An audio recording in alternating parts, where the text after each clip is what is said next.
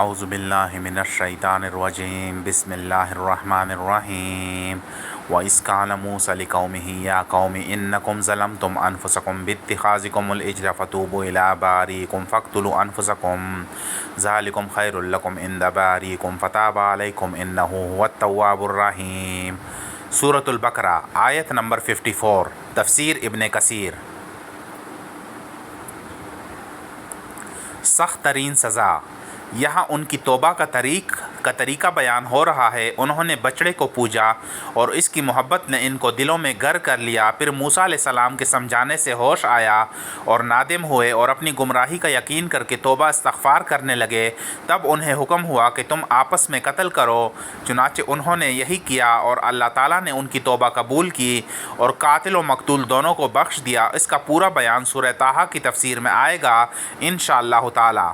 موسیٰ علیہ السلام کا یہ فرمان کہ اپنے خالق سے توبہ کرو بتا رہا ہے کہ اس سے بڑھ کر ظلم کیا ہوگا کہ تمہیں پیدا اللہ تعالیٰ کرے اور تم پوجو غیروں کو۔ ایک روایت میں ہے کہ موسیٰ علیہ السلام نے انہیں حکم الہی سنایا اور جن جن لوگوں نے بچڑا پوجا تھا انہیں بٹھا دیا اور دوسرے لوگ کھڑے رہ گئے اور قتل کرنا شروع کیا۔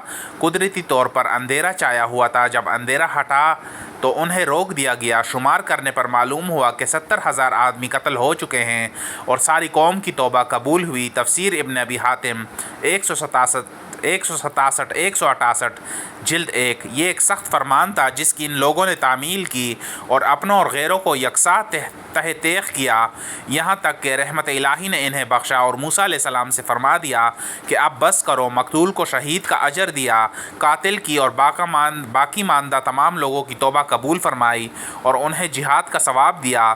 موسیٰ علیہ السلام اور ہارون نے جب اسی طرح اپنی قوم کا قتل دیکھا تو دعا کرنی شروع کی کہ اللہ عز و جل اب تو بنی اسرائیل مٹ جائیں گے۔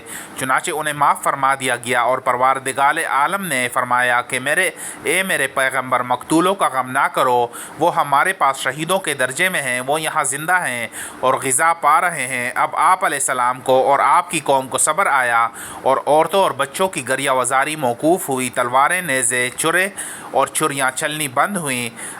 آپس میں باپ بیٹوں بھائیوں میں قتل و خون موقوف ہوا اور اللہ تواب و رحیم نے ان کی توبہ قبول فرمائی۔